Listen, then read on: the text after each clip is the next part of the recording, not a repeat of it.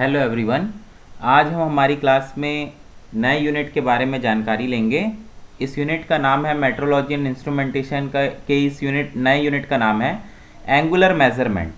तो angular measurement, जैसा कि इसके नाम से ही ये क्लियर हो रहा है कि इस यूनिट में, इस अध्याय में हम किसके बारे में हम जानकारी लेंगे कि एंगल्स को हम कैसे मेज़र करते हैं, या एंगल्स को मेज़र करने के लिए किन किन डिवाइसेस का उपयोग किया जाता है और किस माध्यम से, किस मेथड से हम एंगल को मेज़र करते हैं।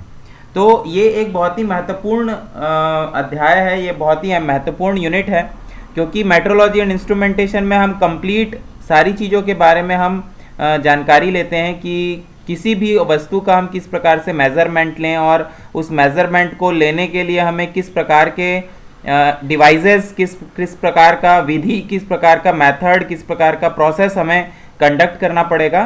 तो ये सारी चीज़ों की जानकारी हमें मेट्रोलॉजी एंड इंस्ट्रूमेंटेशन सब्जेक्ट हमें प्रोवाइड करता है। तो जैसा कि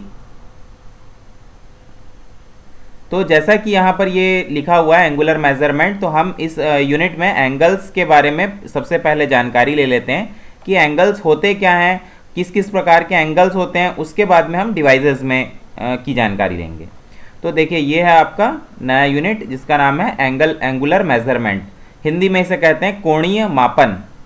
तो देखिए, एंगुलर मेज़रमेंट के बारे में क्या लिखा हुआ है। The angle is defined as the opening between two lines. ये दो लाइन के बीच का एक ओपनिंग रहता है, विच मीट्स एट अ पॉइंट, जो कि वो दो लाइन क्या करते हैं, एक पॉइंट पर मीट करते हैं, और वो दोनों लाइन क्या होते हैं, स्ट्रेट होते हैं।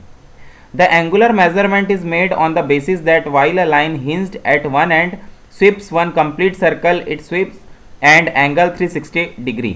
इसका मतलब कि जो दो लाइन है, वो दो लाइन क्या होंगे, अलग अलग कुछ दूरी पर रहेंगे, और वो एक पॉइंट को, एक लाइन को हम रिजिडली फिक्स करके दूसरे लाइन को हम क्या कर सकते हैं, 360 डिग्री में हम रोटेट कर सकते हैं। 360 मतलब कि सर्कुलर, जैसे कि हमारी घड़ी का जो कांटा रहता है वो कितने डिग्री में रोटेट होता है, वो होता है 360 डिग्री में rotate. Each degree is divided in minutes and seconds. तो यहाँ पर हम वॉच का भी एक बहुत अच्छा एग्जांपल लेंगे कि जैसे कि हम घड़ी में जैसे हम देखते हैं मिनट्स और सेकंड्स, तो वैसे ही हम एंगल्स को भी थोड़ा सा, और जब हम कैलकुलेशन की फाइननेस को, कैलकुलेशन की रिजोल्यूशन या उसकी क्लियरिटी को जब हम और बढ़ाते हैं, एंगल्स के क्लियरिटी को या उसकी सेंसिटिवनेस को, मतलब कि एक छोटा सा अगर एंगल है, उस छोटे से एंगल को हमें और बारीक तरीके से अगर हमें मेज़र करना है, तो उस बारीक तरीके से मेज़र करेंगे तो उसे हम क्या कहते हैं, मिनट्स या सेकंड्स कहते हैं। So the basic standard is required for angular measurement. Measurement of an angle can also be made in radiance और ग्रेडियंस। तो यहाँ पर जैसा कि आप देख सकते हैं, ये measurement of an angle can also be made in radiance और ग्रेडियंस यहाँ पर लिखा हुआ है। तो रेडियंस और ग्रेडियंस का मतलब यहाँ पर क्या होता है कि जैसे कि रेडियंस अगर आप सुनते हैं, तो ये रेडियन क्या होता है, एंगल का यूनिट होता है रेडियंस। और ग्रेडियंस भी रेडियन की तरह ही होता है, पर ग्रेडियन जो रहता है, जैसे कि हम हमारे नेशनल लेवल में हम क्या बोलते हैं, किलोग्राम हम कहते हैं। किसी भी वजन को हम क्या बोलते हैं, किलोग्राम से हम डिनोट करते हैं, हम अपने इंडिया में, भारत में। बट अगर हम आउटसाइड इंडिया जाएं, तो वहाँ पर इस किलोग्राम, इस वजन को हम क्या करते हैं, किसी और यूनिट से हम सिग्निफाई करते हैं, किसी और यूनिट से हम उसे बताते हैं, जैसे कि पाउंड। ठीक है, तो वैसे ही यहाँ पर हम अपने नेशनल लेवल में जो एंगल रहता है, उसका जो यूनिट रहता है, उसे हम क्या बोलते हैं, रेडियन कहते हैं। बट जो अगर हम बाहर जाकर के अगर एंगल की यूनिट अगर जानकारी लेंगे, तो उसे हम क्या कहेंगे, ग्रेडियंस कहेंगे। तो वही चीज़ है यहाँ पर, जैसे कि ये रेडियन और ग्रेडियन, जैसे किलोग्राम और पाउंड में जो डिफरेंस है, वही चीज़ यहाँ पर रेडियन और ग्रेडियन में है। मतलब कि इंडिया में हम रेडियन बोलेंगे और बाहर में जाएंगे तो ग्रेडियंस के नाम से हम उसे बताएंगे। दोनों ही दरअसल एंगल के यूनिट होते हैं। अब यहाँ पर देखिए, एंगल्स के कुछ हम यहाँ पर उदाहरण के लिए हम यहाँ पर कुछ डायग्राम भी देख लेते हैं। देखिए यहाँ पर क्या लिखा हुआ है, एंगुलर मेजरमेंट। तो एंगुलर मेजरमेंट का यहाँ पर भी एक बहुत अच्छा सा एक डेफिनेशन लिखा हुआ है। In geometry an angle is the figure formed by two rays sharing a common end point called the vertex of the angle. The magnitude of the angle, the amount of rotation that separates two rays and can be measured by considering the length of circular arc swept out when one ray is rotated about the vertex to coincide with other। मतलब कि जो हमने यहाँ पर पढ़ा अभी जो definition इससे पहले कि दो लाइन, मतलब लाइन को यहाँ पर रे से डिफाइन कर रहा है, रे बोल रहा है यहाँ पर लाइन को, तो दो ऐसे लाइन जो कि एक पॉइंट पर मीट होते हैं और एक लाइन को हम फिक्स करके दूसरे लाइन को हम क्या करते हैं, हम अगर रोटेट करें 360 डिग्री में तो उसे हम क्या कहेंगे, एंगल कहेंगे। और आगे इस चीज़ को हम क्लियर करते हैं, देखिए डायग्राम के माध्यम से। ये देखिए जैसे कि एक ये जो ब्राउन कलर का ये वाला जो लाइन है, इस लाइन को हम अगर फिक्स कर दें और जो ये ब्लू कलर का लाइन है इसे अगर हम रोटेट करें और किसी भी एक जगह पर हम जाकर के इसे स्टॉप कर दें, बस ये ध्यान रखना है कि इसके ऊपर ना रहे। अगर इसके ऊपर है तो ये 0 डिग्री होगा। जैसे जैसे हम आगे की ओर बढ़ते जाएंगे तो वैसे वैसे डिग्री का भी जो वैल्यू है वो क्या होता जाएगा, बढ़ता जाएगा। तो देखिए अभी ये पॉइंट से ये पॉइंट तक के की जो एंगुलर डिग्री है वो कितना है, 57.3 डिग्री है। ठीक है, इसे हम 57.3 डिग्री रेडियन भी कह सकते हैं। अगर हम इसे पाई बाई 180 से अगर मल्टीप्लाई कर देंगे तो हम इसे डिग्री की जगह क्या बोलेंगे, अभी डिग्री इसका यूनिट है, तो उसके बाद 57.3 इंटू पाई बाई 180 अगर कर देंगे तो इसे हम क्या बोलेंगे, इसका यूनिट डिग्री से हट करके रेडियन में कन्वर्ट हो जाएगा। तो ये भी चीज़ हम करेंगे। इस यूनिट में भी कुछ न्यूमेरिकल प्रॉब्लम्स होते हैं, तो उस न्यूमेरिकल प्रॉब्लम को हम सॉल्व करते समय हम इस चीज़ को भी देखेंगे कि कैसे हम किसी भी एक यूनिट को डिग्री से रेडियन में कैसे कन्वर्ट करते हैं और रेडियन से डिग्री में हम कैसे कन्वर्ट करते हैं, उस चीज़ पर भी हम यहाँ पर फोकस करेंगे। तो देखते हैं हम दूसरा डायग्राम। ये डायग्राम मेरे ख्याल से आप लोगों को समझने में बहुत ही आसानी हो रहा होगा।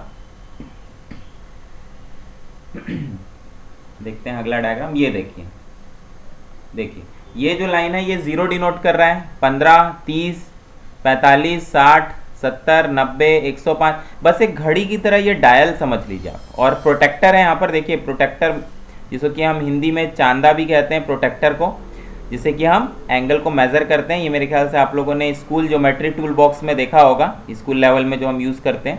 तो यहाँ पर देखिए 0 से लेकर के 180 हो गया, फिर 180 के बाद में देखिए ये 195, 215, इस तरीके से जब हम यहाँ तक के पहुँचेंगे तो ये क्या हो जाएगा 345 और ये हो जाएगा 360 डिग्री। ठीक है, 0 से जस्ट एक जो पहले रहेगा उसे हम क्या बोलेंगे, 360 डिग्री कहेंगे। ओके, तो यहाँ पर 0 से 360 डिग्री का जो डिविजन्स है वो हमें बताया गया। डिविजन्स को यहाँ पर बताया गया 15-15 डिग्री के, 15-15 डिग्री के इंटरवल में हमें डिविजन्स यहाँ पर बताया गया है इस ज्योमेट्री में। तो ये भी एक बहुत अच्छा एग्जाम्पल है। ये बीच का भी देखिए ये 0 रहेगा, अगर देखिए 90 है तो इस प्रकार से देखिए परपेंडिकुलर रहेगा, इस प्रकार से ये परपेंडिकुलर रहेगा। देखिए 0 यहाँ से ऐसा आया और ये 90 डिग्री, 75 है तो इधर, इधर का इधर। अब और हम इसके बारे में जानकारी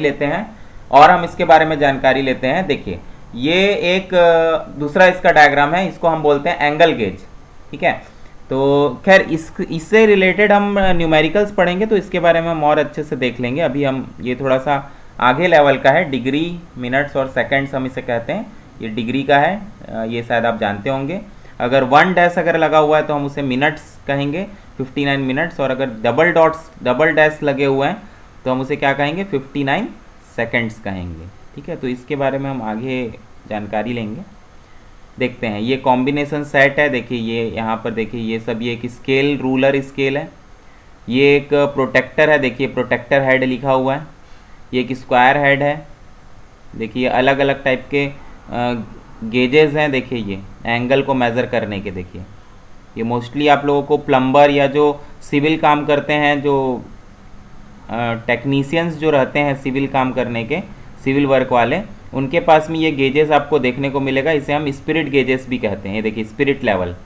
ठीक है, तो ये क्या करता है, ये फ्लैटनेस को भी मेज़र करता है। अगर सरफेस अगर पूरी तरह से अगर फ्लैट है तो ये जो स्पिरिट लेवल का जो बीच में जो एक बबल रहेगा, इसके अंदर में वाटर जैसा फिलअप रहता है, तो इस वाटर के बीच में एक छोटा सा एक बबल जैसा रहेगा। अगर पूरी तरह से फ्लैट है तो ये बबल क्या रहेगा, 0 में आकर के रेस्ट हो जाएगा। और किसी भी साइड में अगर वो डाइवर्ज हो रहा है, किसी भी लेफ्ट या राइट साइड में अगर वो डाइवर्ज हो रहा है तो हम उसे क्या करेंगे, जो बबल है वो लेफ्ट या राइट की तरफ वो ट्रेवल हो जाएगा, ये देखिए, ये भी कुछ तरीके हैं कुछ डिग्रीज को मेज़र करने का, बट ये बहुत ज़्यादा एक्यूरेट नहीं होता है। देखिए अगर 10 डिग्री अगर मेज़र करना है तो इस प्रकार से होगा, तो 10 डिग्री कैसे होगा, ये जो है इस प्रकार से, ये इस प्रकार से कोन जैसा एक बन रहा है, तो उस कोन का जो एंगल होगा वो होगा 10 डिग्री। जैसे कि इस प्रकार से अगर हैंड का अगर आप कर रहे हैं एंगल, इस प्रकार से अगर मेज़र करना चाहते हैं तो इसका जो कोन बनेगा वो बनेगा 15 डिग्री का। इस प्रकार से ये कोन जो बन रहा है ये 15 डिग्री का बन रहा है। इस प्रकार से जो कोन बन रहा है वो बन रहा है 25 डिग्री का। तो ये भी हैं, ये दरअसल फॉरेन में यूज़ किए जाते हैं इस प्रकार के इस प्रकार के मेज़रमेंट करने के जो तरीके हैं, ये सब फॉरेन के तरीके हैं ये सब। और आगे देखते हैं, ये देखिए ये टाइप्स ऑफ एंगल्स है। तो एंगल कितने प्रकार के होते हैं उसको हम देख लेते हैं। एंगल देखिए यहाँ पर बेसिकली एक्यूट एंगल होता है। एक्यूट एंगल मतलब कि an angle less than 90 degree. तो एक एंगल अगर देखिए ये 90 डिग्री हो गया, ये राइट एंगल ट्राइंगल, सॉरी ये राइट एंगल हो गया। राइट एंगल मतलब कि दो ऐसे लाइन जिनके बीच में 90 डिग्री का डिफरेंस हो, उसे हम क्या कहेंगे, राइट एंगल कहेंगे। An angle that is exactly 90 degree. इसको हम मेज़र करने के लिए पिछली लेक्चर में हमने सुना था कि हम स्क्वायर मेज़रमेंट डिवाइस का भी हम यूज़ करते हैं, तो जिसमें कि ब्लेड और स्केल एक लगा हुआ था, तो वो भी हमने देखा था। ये देखिए ये स्क्वायर मेज़रमेंट करने के लिए जो हमने पिछली क्लास में जो हमने पढ़ा था, इसका डायग्राम मेरे ख्याल से आपको दिखाने से और अच्छे से क्लियर हो जाएगा।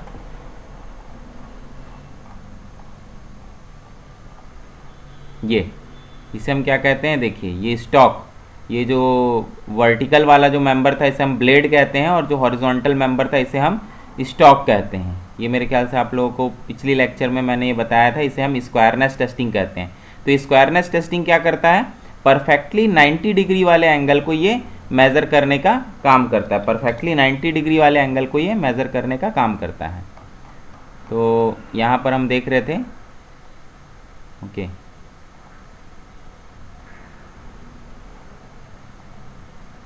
ये स्पिरिट गेज है। ये स्पिरिट गेज को भी हम लोग आगे स्टडी करेंगे। ये स्पिरिट गेज हो गया।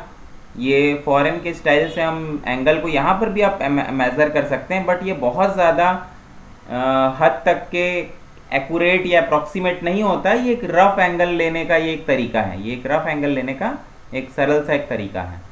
तो हम इसको देख रहे थे। देखिए ये जो स्क्वायर मेज़रमेंट जो करने वाली जो मशीन थी वो मैंने दिखाई आपको, स्टॉक और ब्लेड वाली। तो उससे हम 90 डिग्री परफेक्टली हम किसी भी ऑब्जेक्ट का आसानी से मेज़र कर सकते हैं। देखिए एक्यूट एंगल कब बोलेंगे, कोई भी ऐसा एंगल जो कि 90 से कम है, 90 डिग्री से कम है, उसे हम क्या कहेंगे, एक्यूट एंगल कहेंगे।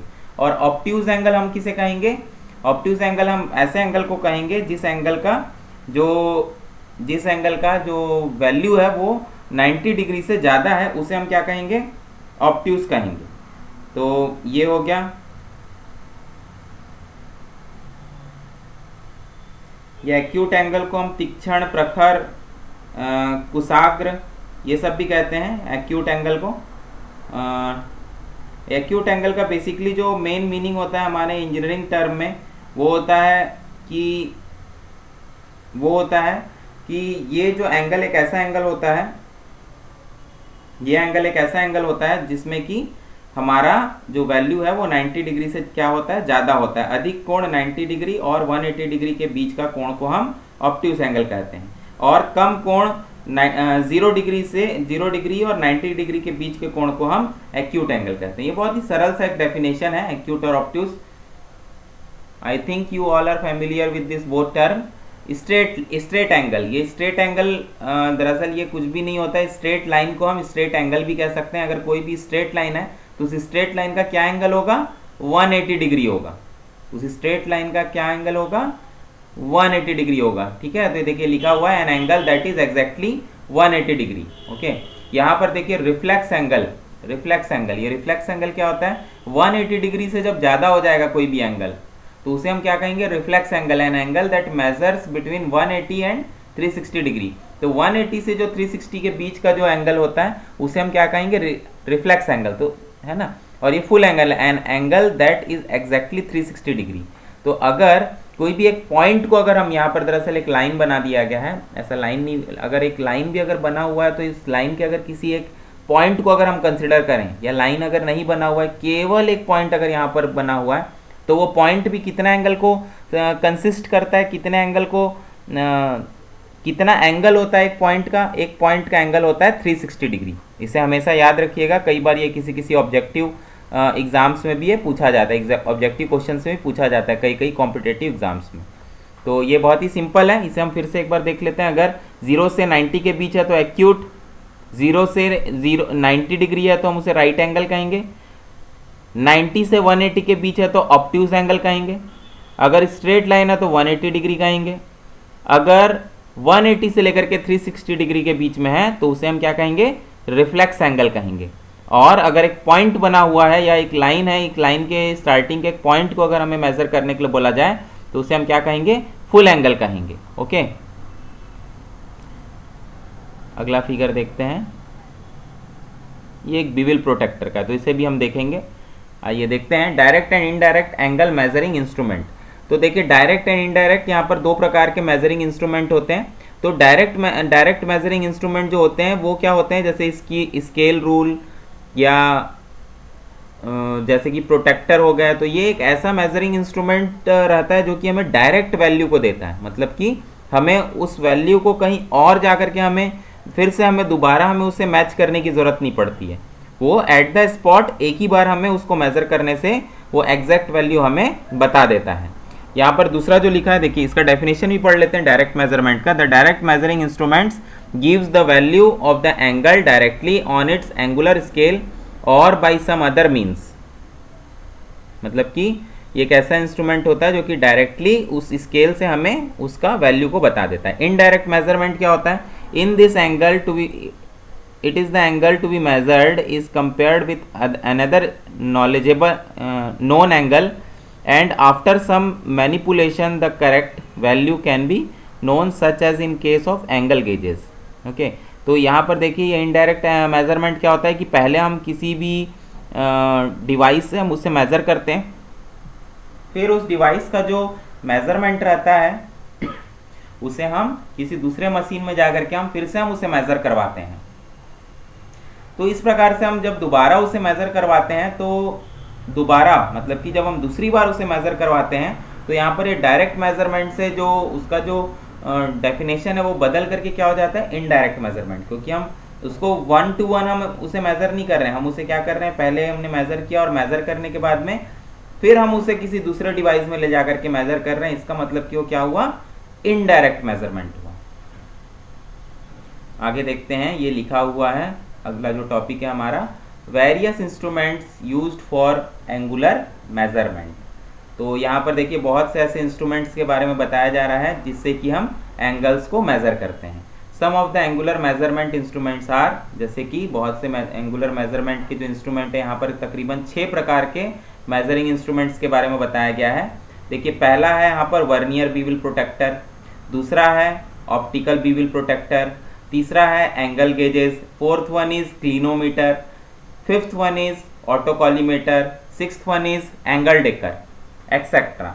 हैं तो बहुत सारे, बट हमारे जो सिलेबस में हमें जो पढ़ना होता है एंगुलर मेजरमेंट यूनिट में, ये बेसिकली 6 प्रकार के एंगुलर मेजरमेंट डिवाइसेस के बारे में हम जानकारी लेते हैं। तो इस यूनिट में जो एंगुलर मेजरमेंट के ऊपर में बेसिकली हम ये 6 डिवाइसेस के बारे में हम जानकारी लेंगे और कुछ क्लियर या कुछ रिजॉल्व्ड तरीके से हम न्यूमेरिकल को बनाने का हम एक मेथड भी हम देखेंगे कि किसी भी एंगल को हम किस तरीके से मेज़र करें और मेज़र करने के लिए किन किन डिवाइसेस की यूज़ की जाती है। तो सबसे पहले देखते हैं, यहाँ पर देखिए ये यहाँ पर सबसे पहले हम देखते हैं, हेडिंग है वर्नियर बीविल प्रोटेक्टर का। तो ये एक ऐसा डिवाइस होता है जो कि एंगल को मेज़र करने का काम करता है। तो यहाँ पर देखिए लिखा हुआ है वर्नियर बीविल प्रोटेक्टर की कार्य विधि बताएं। तो वर्नियर बीविल प्रोटेक्टर के बारे में हम पहले पढ़ लेते हैं। It is the simplest instrument for measuring angle between 2 faces of A component. ये दरअसल 2 फेसेस के बीच में एक एंगल मेज़र करके हमें बताता है और ये बहुत ही सिंपल होता है इंस्ट्रूमेंट मेज़र करने के लिए। It consist of a base plate as shown in figure and this base plate is attached to the main body and an adjustable blade which is attached to a circular plate contained a vernier scale। तो देखिए यहाँ पर इस diagram के बारे में यहाँ पर देखिए बता रहा है हमें,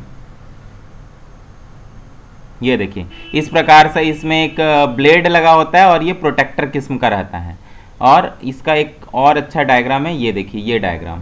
तो इस प्रकार से देखिए ये वर्किंग एड्ज रहता है, ये ब्लेड रहता है और ये क्या रहता है, स्केल किस्म का रहता है। इसमें पूरे के पूरे एंगल जैसे बने रहते हैं। इसे हम वर्क एड्ज को हम इसे एनविल भी कहते हैं, एनविल ANVIL एनविल भी कहते हैं। इस एनविल में हम वर्क पीस को रेस्ट कराते हैं, वर्क पीस को रखते हैं और इस ब्लेड से हम क्या करते हैं, उस वर्क पीस पे कांटेक्ट करवाते हैं और उस वर्क पीस का जिस भी सरफेस का एंगल हमें मेज़र करना है वो उस जगह पर इस ब्लेड को हम रेस्ट कराते हैं। तो रेस्ट कराने के बाद में जो भी इस जगह पर रीडिंग आती है 20, 30, 40, 50 एनी वैल्यू, जो भी कोई वैल्यू यहाँ पर आती है वही उसका क्या होता है, उस वर्क पीस का, उस सरफेस, उस पर्टिकुलर सरफेस का क्या होता है, एंगल होता है। तो उसी के बारे में बताया जा रहा है कि एक प्रोटेक्टर रहता है, इसमें बीविल प्रोटेक्टर में एक ब्लेड रहता है, एक एनविल वर्किंग एड्ज रहता है, एक लॉकिंग नट रहता है। जैसे कि अगर वर्कपीस को हमें अगर एडजस्ट करना है, वर्कपीस अगर बहुत छोटा है तो हम इसे ऊंचा कर देंगे, वर्कपीस अगर बहुत बड़ा है तो हम इसे क्या कर देंगे, नीचे कर देंगे। तो ये एडजस्टमेंट के लिए देखिए यहाँ पर लॉकिंग नट भी लगा रहता है। बेस को देखिए हम क्या कहते हैं, स्टॉक कहते हैं। तो इसी के बारे में देखिए यहाँ पर हम पढ़ रहे थे, आगे देखते हैं। The adjustable blade is capable of rotating freely about the centre of main scale which is engraved and mounted on the body of the instrument। मतलब कि जो स्ट्रेट स्केल जो रहता है, वो स्ट्रेट स्केल क्या करता है, वो एंगल को मेजर करने में हमें मदद करता है। और उसके पीछे क्या रहता है, एक सर्कुलर सा एक प्रोटेक्टर किस्म का लगा रहता है जिसमें कि एनग्रेव्ड रहते हैं, उसके मेन स्केल क्या रहते हैं, एनग्रेव्ड रहते हैं। यहाँ पर पहला पॉइंट लिखा है, an acute angle attached is provided at the top for the purpose of measuring acute angle. तो एक्यूट एंगल मतलब कि 0 से 90 डिग्री के बीच के एंगल को हम वहां पर आसानी से मेजर कर सकते हैं, टॉप के रीडिंग में हम उसे मेजर कर सकते हैं। मतलब कि 0 से 90 डिग्री का जो वैल्यू है वो उस स्केल में टॉप में ही लिखा होगा। An acute angle attached is provided for of the top for the purpose of measuring acute angles. तो इसे भी हम उसी डायग्राम के माध्यम से अगर समझने का प्रयास करें तो देखिए इसी में ही क्या रहता है, इसे हम एडजस्ट करेंगे तो ये ऊपर ऊपर का जो रहेगा, तो ऊपर में जो रहेगा सबसे पहले क्या आएगा, एक्यूट एंगल। नो डाउट 0 से 90 डिग्री की वैल्यू सबसे पहले हम करेंगे। जब 90 डिग्री को क्रॉस कर देंगे तभी वो क्या होगा, ऑब्ट्यूज एंगल में हम एंट्री लेंगे। तो वही चीज यहाँ पर लिखा हुआ है, adjustable blade can be locked in any position. तो ये देखिए ये एडजस्टेबल ब्लेड लगा हुआ है, ये देखिए एडजस्टेबल ब्लेड, ये ब्लेड किसी भी पोजीशन पर हम एडजस्ट कर सकते हैं। और ये देखिए ये भी एडजस्टेबल लॉकिंग नट, ये भी एडजस्टेबल लॉकिंग नट लगा हुआ है, इसे भी किसी भी पोजीशन में हम एडजस्ट कर सकते हैं।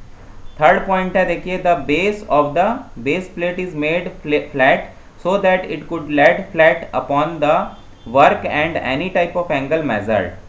ठीक है, तो इस प्रकार से क्या बताया जा रहा है कि जो बेस है उसे भी हम क्या कर, बेस जो रहता है वो बहुत ही फ्लैट रहता है। ये जो पूरा इंस्ट्रूमेंट जो रहता है, देखिए ये पूरा इंस्ट्रूमेंट जो रहता है ये हाई स्पीड स्टील से बना हुआ रहता है। इवन प्रोटेक्टर भी अगर आप बहुत कॉस्टली अगर ये बेविल प्रोटेक्टर लेंगे तो इवन ये प्रोटेक्टर भी किसका बना रहता है, स्टील का बना रहता है। बट जो लाइट वेट करने के लिए इसे हम प्लास्टिक का भी बना देते हैं। बट ये ब्लेड, एनविल, ये सारा चीज किससे बना रहता है, हाई स्पीड स्टील का बना रहता है। ऐसा क्यों करते हैं, क्योंकि हाई स्पीड स्टील का जो वियर टियर की जो कैपेसिटी है वो बहुत ही ज़्यादा रहती है। मतलब वो बहुत रफ यूज़ करेंगे तभी वो वियर टियर होगा, अनलेस वो एज इट इज़ रहेगा, नए की तरह रहेगा, न्यू मॉडल की तरह रहेगा वो। यहाँ पर लिखा हुआ है it is capable of measuring from 0 to 360 degree. मतलब कि ये 0 से 360 डिग्री तक के को मेजर करने के लिए कैपेबल रहता है। देखिए यहाँ पर ये इसका डायग्राम बना हुआ है, ये इसका एडजस्टेबल ब्लेड है, यहाँ पर भी एक नट लगा रहता है। देखिए ये एक्यूट एंगल अटैचमेंट रहता है, इसे हम, इस एनविल का दरअसल नाम ही है एक्यूट एंगल अटैचमेंट। देखिए ये नट लगा हुआ है, ये प्रोटेक्टर बना हुआ है, इसमें देखिए डिविजन्स है 1 2 3 4 डिग्री, 5 6 से लेकर के 360 डिग्री तक के रहता है इसमें। फिर ये देखिए बेस प्लेट है, बेस प्लेट जो रहता है जनरली ये कास्ट आयरन का हम बनाते हैं, बाकी पूरा बॉडी हाई स्पीड स्टील का बनाते हैं, HSS जिसे कहा जाता है। बेस प्लेट हम कास्ट आयरन का इसलिए बनाते हैं ताकि इसका वेट ज़्यादा हो और ये क्या हो, एक अपने बेस पर एक अपने बेस पर आसानी से अपने पोजीशन को ये बनाए रखे।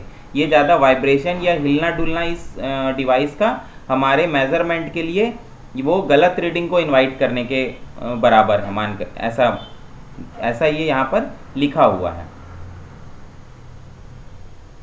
तो देखिए ये टरेट, हम देखिए इसके जितने भी पार्ट्स हैं इसको बहुत अच्छे से बताया गया है। इस डायग्राम को आप बना लीजिएगा। ये एग्जाम्स में हमेशा पूछा जाता है कि draw the diagram of bevel protractor with explanation. तो ये आपको डायग्राम भी बनाना पड़ेगा। तो ये डायग्राम बहुत ही सिंपल है, बहुत ही आसानी से आप इसे बना सकते हैं। ये डायग्राम में देखिए ये एनविल हो गया, एडजस्टिंग नट हो गया, ये स्टॉक हो गया जो कि नीचे बेस का काम करता है, ये मेन बॉडी हो गया, ये वर्नियर स्केल हो गया, मेन स्केल हो गया। देखिए यहाँ पर 2-3 प्रकार के स्केल लगे रहते हैं, हर स्केल की अपनी अलग अलग डिविजन्स ऑफ रीडिंग रहती है। ये स्लो मोशन डिवाइस हो गया ये वाला। यहाँ पर भी देखिए ये पिवॉट है, पिवॉट मतलब कि नट से ये जॉइंट रहता है और ये घूम सकता है बिल्कुल फ्रीली। स्लो मोशन डिवाइस हो गया, ये टरेट हो गया, ठीक है। ये ब्लेड लॉकिंग नट हो गया। देखिए ये नट जो है ये ब्लेड को क्या करता है, लॉक करता है। देखिए ये भी क्या हो गया, ब्लेड हो गया। ये एनविल हो गया, एक्यूट एंगल अटैचमेंट, ये लॉकिंग नट, और ये क्या हो गया, स्टॉक हो गया। देखिए ये वर्किंग एज। तो ये डायग्राम को आप लोग वीडियो को पॉज करके बना सकते हैं, ये बहुत ही इंपॉर्टेंट डायग्राम है। आइए आगे देखते हैं। यहाँ पर देखिए लिखा हुआ है procedure of taking measurement using bevel protractor. Bevel protractor के मापने की विधि।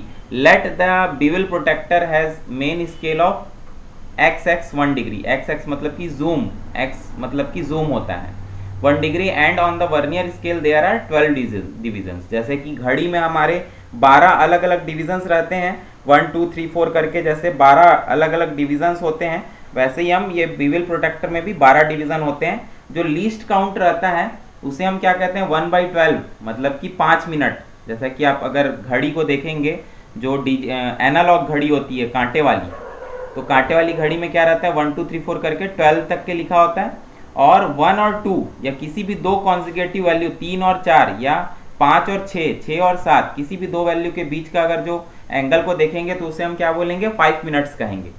तो 60 मिनट क्या होता है, 1 घंटा होता है। देखिए यहाँ पर क्या बताया जा रहा है, 30 डिग्री क्या होता है, 1 घंटा होता है। मतलब कि 360 डिग्री को अगर आप 12 हिस्सों में अगर बांट देंगे तो क्या हो जाएगा, 30 डिग्री होता है। तो 30 डिग्री क्या होगा, 1 घंटे के बराबर होगा, 1 आवर के बराबर होगा। क्यों 1 आवर के बराबर होगा, क्योंकि 12 घंटे कितने डिग्री के बराबर हुए, 360 डिग्री के बराबर हुए।